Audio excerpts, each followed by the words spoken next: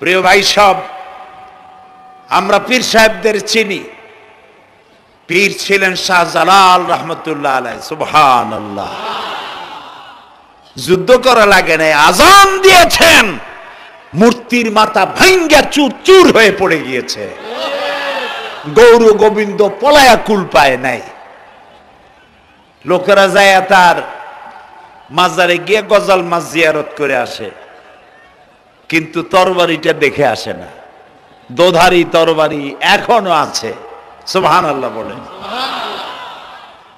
পীর ছিলেন হযরতে বাহাউদ্দিন নকশবন্দি মুজাদ্দিদ আল ফিসানি রহমতুল্লাহ আলাইহি, বড় পীর আব্দুল কাদের জিলানী রহমতুল্লাহ আলাইহি, খাজা মুঈনুদ্দিন চিশতি রহমতুল্লাহ আলাইহি, শাহজাহান আলী রহমতুল্লাহ আলাইহি। কত ওলিউল্লাহর মাজার দিয়ে আমার দেশ ভরা। আলহামদুলিল্লাহ কর। আলহামদুলিল্লাহ। এরা একদিকে মানুষকে মুরিদ বানায়া মুরিদের টাকা দিয়ে নিজেদের পকেট ভরেন নাই। ওনারা এরকম করতেন না, এইরকম করতেন। আর রাসূলুল্লাহ বলেছেন এই রকমের হাতের মর্যাদা নাই, এই হাতের মর্যাদা। আমি পীর দেখছিলাম, বাইতুস শরফের পীর হযরত শাহ আব্দুল জব্বার সাহেব, আল্লাহ তাআলা জান্নাতুল ফেরদাউসের মেহমান বানায়নি। এই বাংলাদেশে শত শত মসজিদ, মাদ্রাসার এতিমখানা তৈরি করে গেছেন। সুবহানাল্লাহ। বৃষ্টির মৌসুমে চট্টগ্রামের বাড়ি তার, 14 বছর মাদ্রাসায় ওয়াজি দিয়া চট্টগ্রামে 14 বছর বুখারী শরীফ পড়িয়েছেন। কি মানের আলেম! খালি পীর না, মুরিদরা যত টাকা দিত এই টাকা দিয়ে বড় বড় মাদ্রাসা মসজিদ করেছেন। আর বৃষ্টির সময় সাথী সঙ্গী নিয়ে বস্তি এলাকায় যেতেন, পলিথিন দিয়া ছাওয়া, বাচ্চা আর তার স্বামী নিয়ে কাতরায় এক কোনায় বসে আছে, খাবার নাই, চাউল নাই, অসুস্থ। তাদের চাউল দিয়ে আসতেন, তাদের রান্না করার শাকসবজি দিয়ে আসতেন, ওষুধ দিয়ে আসতেন, হাড়ি পাতিল দিয়ে আসতেন। বন্যা হলে, তুফান হলে টাকা উজাড় করে যা মুরিদরা দিত সবগুলি উজাড় করে মানুষের খেদমত করতেন। সুবহানাল্লাহ। কাজী যারা জামায় অনেকগুলো পকেট সমানে নিতে থাকে আর ভরতে থাকে, এইভাবে করে এই ব্যবসায়ীদেরকে পরিত্যাগ করতে হবে। পীর হচ্ছে ওই সমস্ত লোক যারা নাকি ধর্মের নামে ব্যবসা করে না, বরং আল্লাহর দ্বীনকে প্রতিষ্ঠা করার জন্য কথা বলে। প্রিয় ভাই সব, আমাদের জেহেন সাফ করতে হবে, পরিষ্কার করে বুঝতে হবে আমার ভালো আমার মন্দ কে করতে পারেন? আল্লাহ। সম্রাট শাহজাহান নাম শুনেছেন? কোথার বাদশা বলেন? দিল্লির সম্রাট। সম্রাট শাহজাহান পৃথিবী জোড়া নাম তার। কবি বলছেন, শাহনে জাহাं को जिन्हें फख्र से देते थे बाज, वाज कब्र में है सूरह अलहम्दु की मोहताज। যে শাহজাহানকে কর দিয়া ট্যাক্স দিতে পারলে জনগণ নিজেদেরকে গৌরবান্বিত বলে মনে করত, সেই শাহজাহান কবরে শুয়ে আছে, সূরা ফাতিহার মুহতাজ হয়ে আছে। সুবহানাল্লাহ।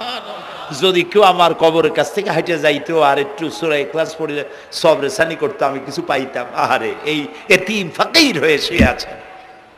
এক ফকির দিল্লি ঘুরতেছে, একজন বলছে, ভাই তোমারে তো খয়রাত করে দেখতেছি আমি সেই ছোটবেলা থেকে, খালি তুমি খয়রাত করো।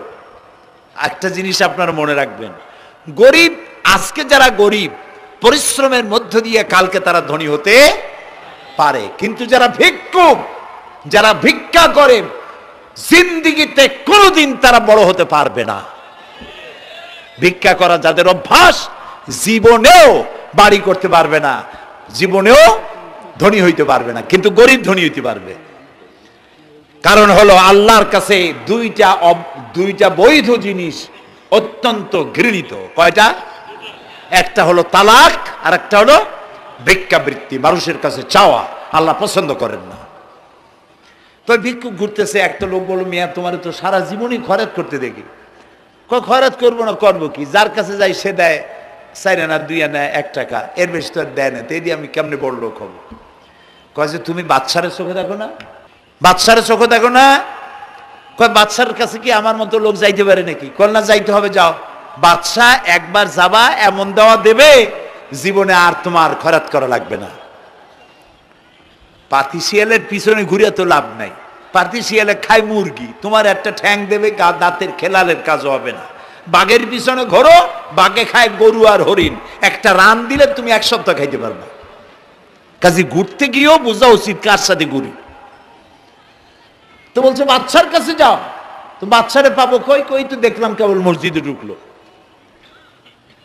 তারপরে ফকির গিয়ে দাঁড়ায় আছে বারান্দায়, দেখে যে উনি বাচ্চা ভেতরে বসে হাত তুলে আছে ভাবে, আর চোখ দিয়ে পানি পড়ে দাড়ি ভিজে ভিজে পড়তেছে।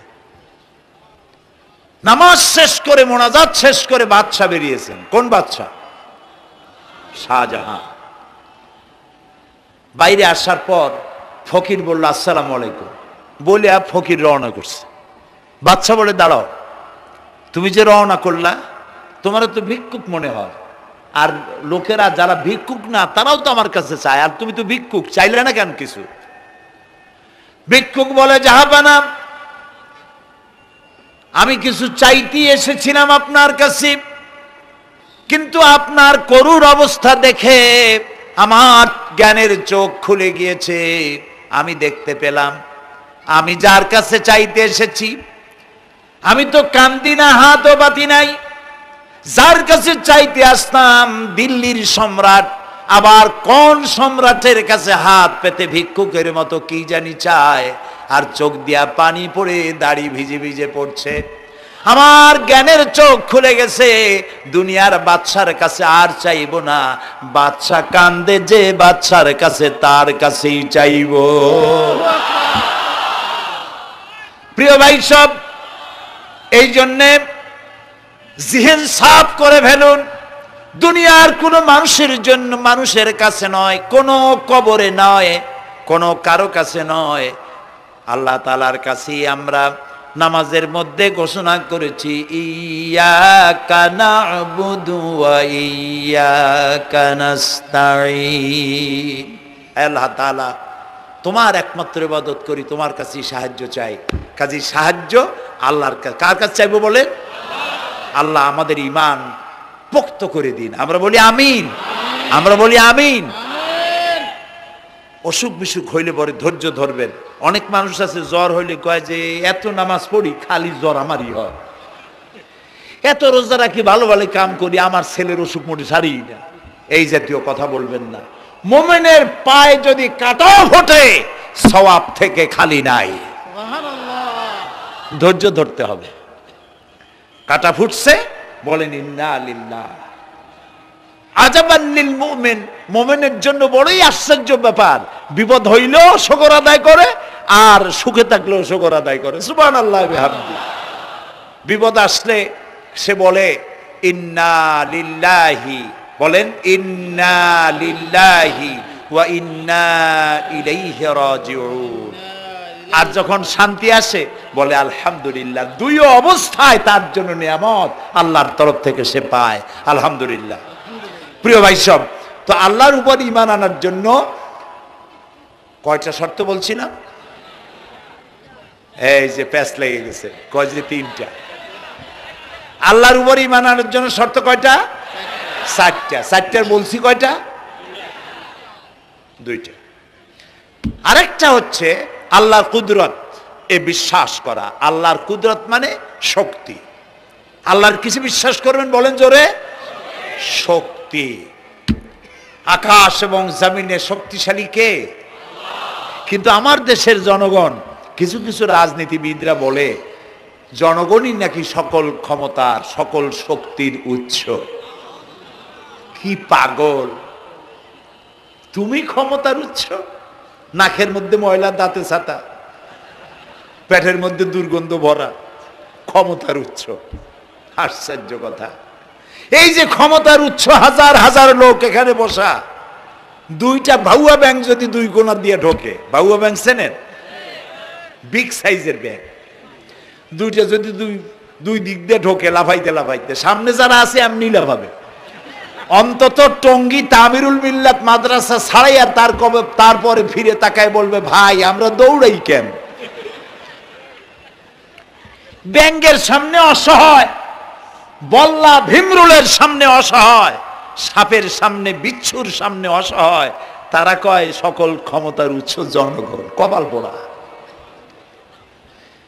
ক্ষমতার উৎস জনগণ নয়, এটা কোরআনের সাথে কন্ট্রাডিকশন হয়। এ কথায় আল্লাহ বলেছেন আন্নাল কুওয়াতা লিল্লাহি জামিআ, সকল ক্ষমতার উৎস কে? আল্লাহ। চিল্লায় বলো আল্লাহ।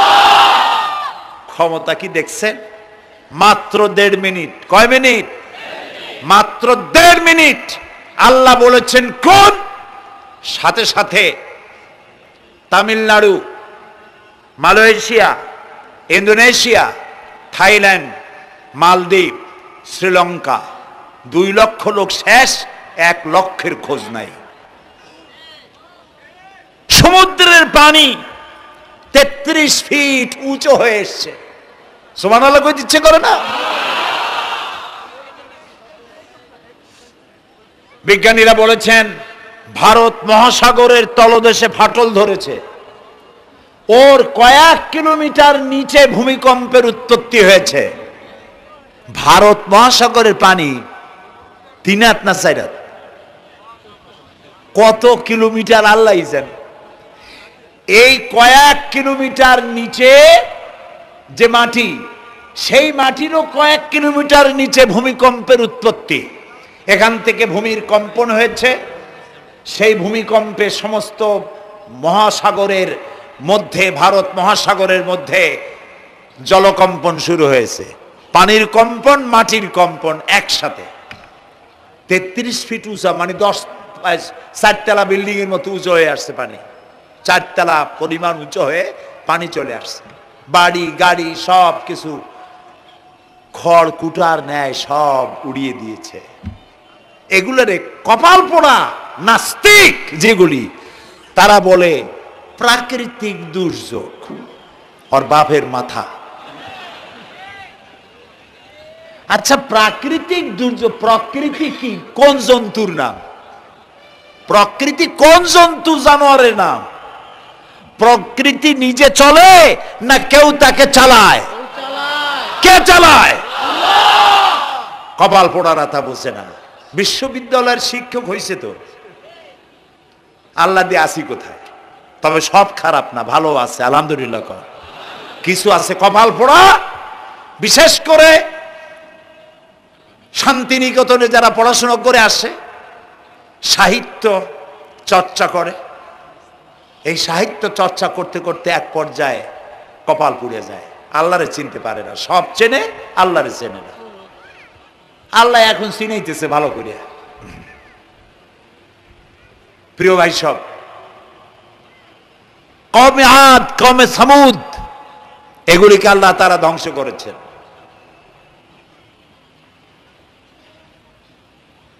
কিয়ামতের আগে এই যে 7টা আকাশ, এই আকাশ সম্পর্কে অবিশ্বাসীরা তারা বলেছে আকাশ বলতে কিছুই নেই, এটা নাকি অনেক দূরে, তাই নীলে নীলে দেখা যায়। কি কপাল পোড়া চিন্তা করে, নীলে নীলে দেখা যায়। এই আকাশ মহাশূন্য। এই আকাশগুলিকে, আকাশ কয়টা? কয়টা স্তর? 7টা। এগুলি কাতাইয়ে সিজিল্লিল কুতুব। কোরআনে কারিমে আল্লাহ তাআলা বলেছেন কিতাবের পৃষ্ঠার মতো কিয়ামতের আগে একটার পর একটা ঠাস ঠাস করে পড়বে, ভেঙে চুরমার হয়ে যাবে। ওয়াইদাল বিহারু ফুজ্জিরাত, আল্লাহ তাআলা বলছেন ইযাস সামাউ ফাতারাত ওয়াইদাল কাওয়াকিবু ইনতাসারাত ওয়াইদাল বিহারু ফুজ্জিরাত। আকাশের তারকাসমূহ বিক্ষিপ্ত হয়ে পড়বে। অসংখ্য তারকারাজি, বিশাল বিশাল তারকা বিক্ষিপ্ত হয়ে পড়বে। চন্দ্র সূর্য একটার সাথে আরেকটা ধাক্কা লেগে চাঁদ আর সূর্য আলো হারিয়ে ফেলবে, একাকার হয়ে যাবে। পাহাড়গুলো উঁচু করে আল্লাহ তাআলা জমিনের উপরে আছাড় মারবেন, কাল ইহনিল মানফুস, তুলার মতো উড়ে চলে যাবে। সুবহানাল্লাহ বলবা না? কত বড় শক্তি আল্লাহ পাকের। ওয়াইদাল বিহারু ফুজ্জিরাত, সমুদ্র সমূহ বিদীর্ণ হয়ে যাবে। সমুদ্রে যত পানি আছে সমস্ত পানিগুলি নিঃশোষিত হয়ে যাবে মাটির তলায় এবং সেখানে অগ্নুৎপত্তি হবে। কোরআনে কারিমে আল্লাহ বলে দিয়েছেন গোটা সমুদ্রগুলিতে আগুন জ্বলতে থাকবে। এগুলি কিয়ামতের আলামত। আল্লাহ পাকের অফুরন্ত মেহেরবানি। এই যে কানের কাছ দিয়া গুলিটা চলে গেছে, কানে লাগে নাই, বাড়ির কাছ থেকে কিয়ামত হয়ে গেল, বাংলাদেশে আল্লাহ বাঁচাই দিলেন। সুবহানাল্লাহ বলো, আলহামদুলিল্লাহ বলেন।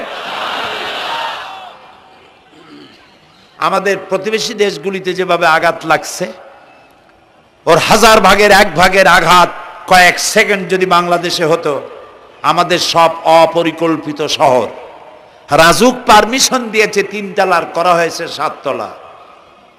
এইভাবে অপরিকল্পিত যত বিল্ডিং আছে এগুলি পচা সিমেন্ট দিয়ে, পচা ইট দিয়ে তৈরি করা হয়েছে। 2-3 সেকেন্ডের ভূমিকম্প যথেষ্ট এই শহর লণ্ডভণ্ড করে দেওয়ার। অসংখ্য মানুষ মারা যাবে, অসংখ্য বাড়িঘর শেষ হয়ে যাবে। এদেরকে রেস্কিউ করার মতো মডার্ন ইকুইপমেন্টসও গভর্নমেন্টের কাছে নাই। এই জন্য আল্লাহর কাছে সেজদা দিয়া গুনার তওবা করতে হবে, আল্লাহ আমাদের মাফ করে দাও, আমার এই গরিব দেশটাকে কিয়ামত পর্যন্ত এই গজব থেকে বাঁচাও। প্রিয় ভাই সব, আল্লাহ তাআলার ক্ষমতার ওয়াজ আমি আজ করতে পারবো না, অনেক লম্বা হয়ে যাবে, কারণ আমাকে 3টা পুঁজির কথা তো কমসে কম বলতেই হবে, অল্প করে হলেও। শুনবেন তো? আল্লাহ তৌফিক দিক, বলেন আমিন। আল্লাহ তাআলার ক্ষমতায় বিশ্বাস করা, তার প্রচন্ড ক্ষমতা, যা খুশি তাই বলেন করতে পারেন। মরাকে জিন্দাকে মারতে পারেন, মরুভূমিতে ফুল ফুটাতে পারেন। সুবহানাল্লাহ, যা খুশি তাই করতে পারেন। এই শক্তি সহকারে আল্লাহকে বিশ্বাস করতে হবে। 4র্থ নম্বরে আল্লাহর হুকুম এবং হাকাম, আদেশ নিষেধ।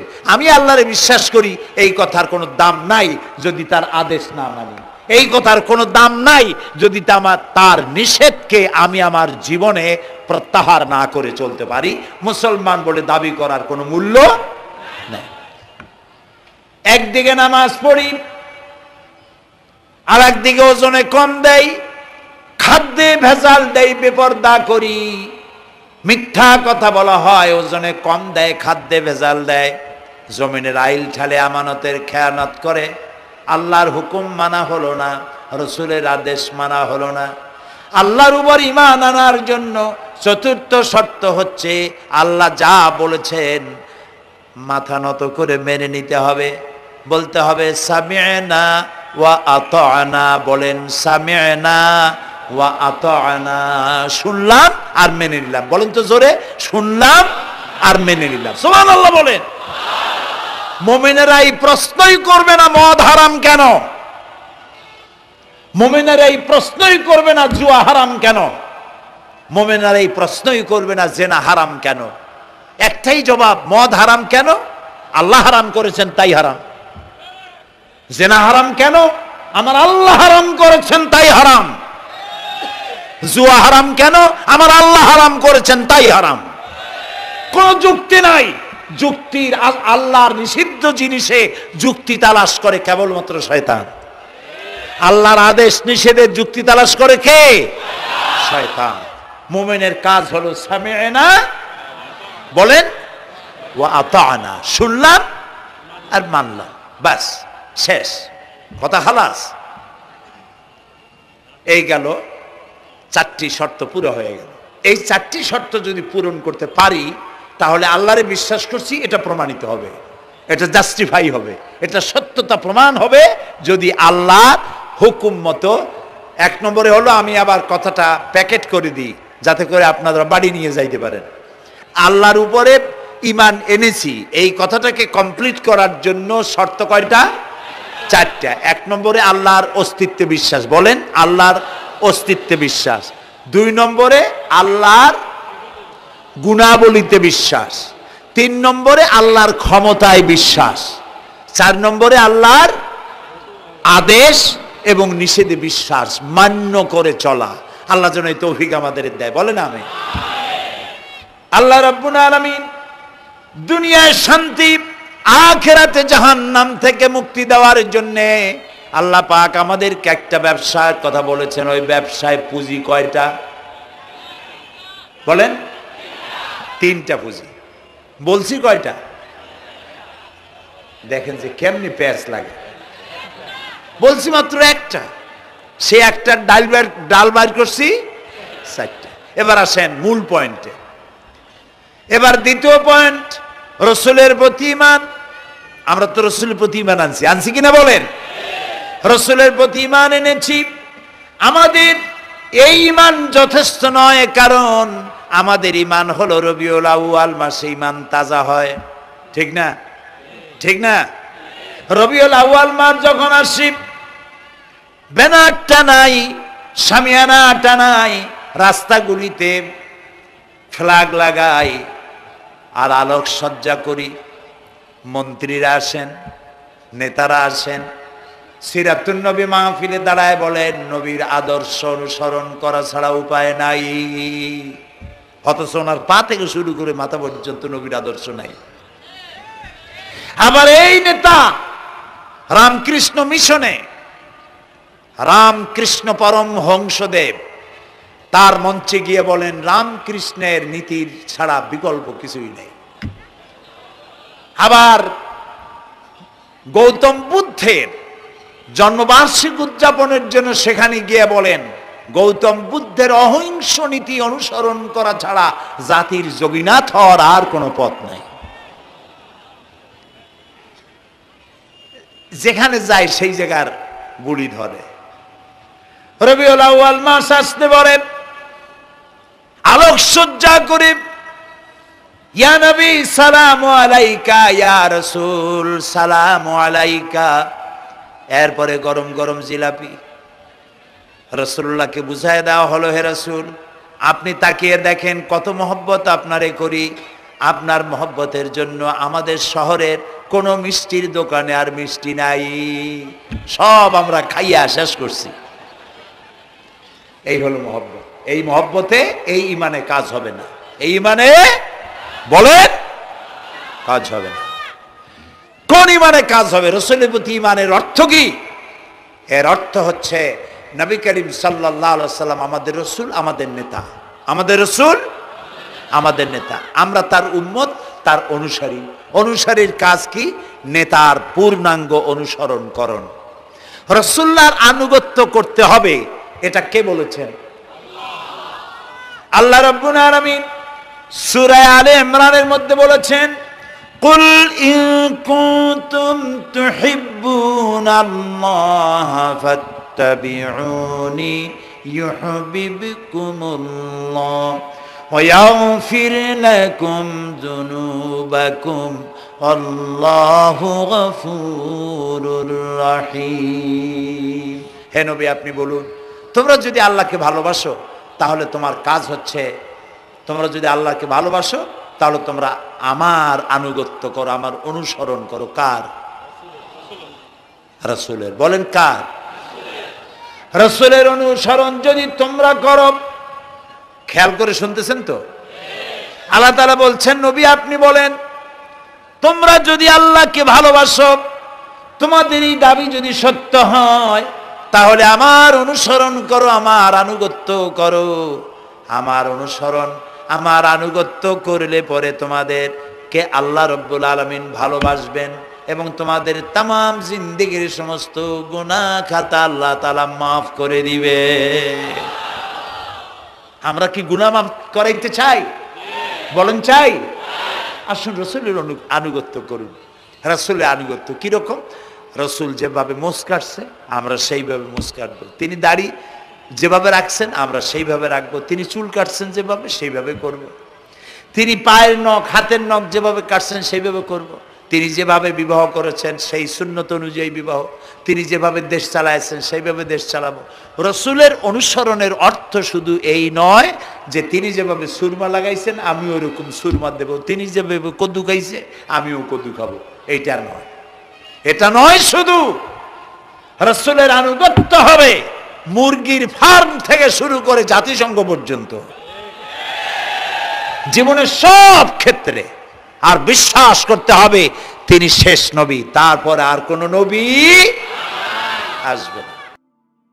আল্লাহ রাব্বুল আলামিন সূরা আহজাবের মধ্যে বলেছেন, মা কানা মুহাম্মাদুন আবা আহাদিম মির রিজালিকুম ওয়ালাকির রাসূলুল্লাহি ওয়া খাতামান নাবিয়্যিন।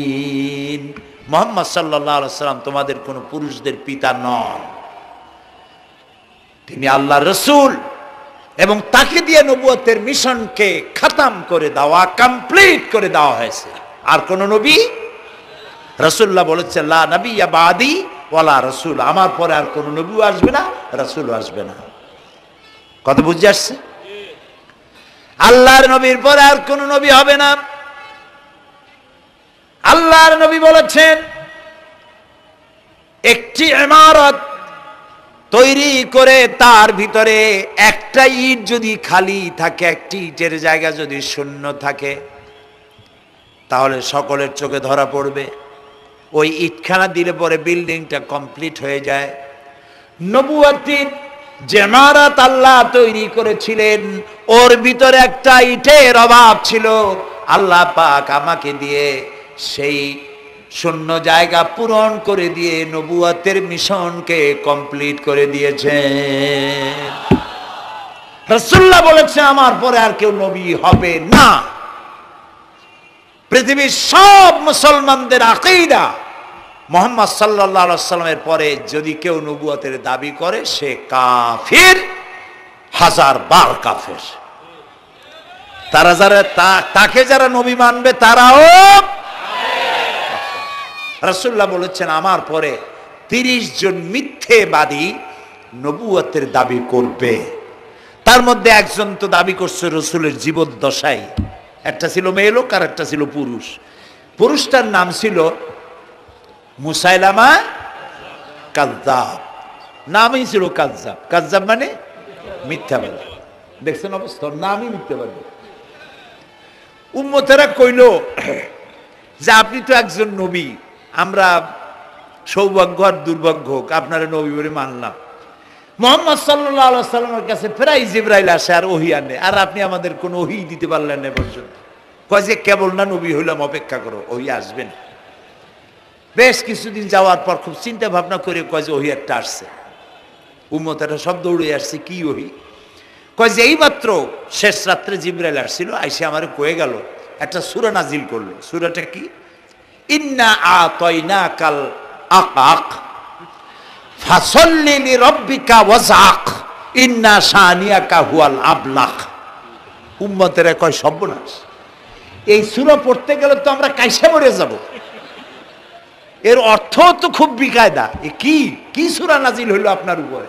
ইন্না আতাইনাকাল আকাক মানে আমি তোমাকে হুতুম পেশা দান করেছি, সুতরাং তুমি তোমার প্রভুর উদ্দেশ্যে নামাজ পড়ো আর চিৎকার মারো, কারণ তোমার শত্রুরা সাদা এবং কালো বর্ণের। আমরা তো আগামাথা কিছু বুঝলাম না, কি ওই? আচ্ছা ঠিক আছে, পয়গম্বর মুহাম্মদ সাল্লাল্লাহু আলাইহি সাল্লামকে তার উম্মতেরা নিয়ে যায় তাদের বাগানে, মাঝে মধ্যে নিয়ে যায়। নিলে পরে যে কুয়ায় পানি থাকে না, শূন্য কুয়া পানিতে ভরে যায়। যে গাছতলা দিয়ে তিনি হেঁটে যান, যে খেজুর গাছে খেজুর নাই, সেই গাছতলা দিয়ে রাসূল হেঁটে গেলেন, গাছে ফল ধরে যায়। আপনি তো এরকম কিছু দেখাইতে পারেন না। কয় তোমরা তো আমার নেও না, চলো না যাই। নিয়ে গেছে, যাইয়া দেখে যে কুয়ার পাট দিয়া যায়, যে কুয়ায় পানি থাকে তা থাকে না, শুকায় যায়। যে গাছতলায় দিয়ে যায় ওই গাছে খোরমা থাকলে সাথে সাথে খড়ি ঝরে যায়। উম্মতের কয় কি একটা কপাল পড়ো নবী পাইলাম ভাগে। আল্লাহ তারে শেষ করছে দুনিয়া থেকে, জাহান্নামে চলে গেছে। সেই মহিলাটাও গেছে, সেও গেছে। রাসূলুল্লাহ বলেছেন এইরকম 30 জন মিথ্যাবাদী নবুয়তের দাবি করবে কিয়ামতের আগ পর্যন্ত। গোলাম আহমদ কাদিয়ানী, এ হলো ইতিহাসে আমরা যদ্য পাই তার পর্যন্ত 28 জন হয়েছে। মুহাম্মদ সাল্লাল্লাহু আলাইহি সাল্লামের ইন্তেকালের পর ওকে নিয়ে হয়েছে 28 জন। কয়জন হইল? বাকি আছে কয়জন? তাই বলে কিয়ামত যে এই 2 জন হইলি আগামী বছর বা 5-6 বছরের মধ্যে কিয়ামত হবে ওইটা চিন্তা করেন না। এই পৃথিবীতে একটা লোক আল্লাহ শব্দ উচ্চারণ করার যদি থাকে কিয়ামত সে পর্যন্ত হবে না। সুতরাং বহুত দেরি আছে কিয়ামতে। তবে ওর মতো আরো শয়তান 2 জন আসবে। গোলাম মোহাম্মদ কাদিয়ানী বলল, আমি পয়গম্বর, আমি নবী, আমার উপরে ওহী আসে। তো তার সঙ্গে ওই যুগের বড় আলেম মাওলানা আতাউল্লাহ শাহ বুখারী রহমতুল্লাহ আলাইহি তিনি বললেন, আচ্ছা তুমি যে নবুয়তের দাবি করো এই শক্তি তুমি পাও কই? কয় যে আমার শক্তি তো কোরআন, কোরআনের মধ্যেই আছে আমার কথা। কোথায়? কয় সূরা সফের মধ্যে আছে, ইয়াতি মিন বাদি ইসমুহু আহমদ।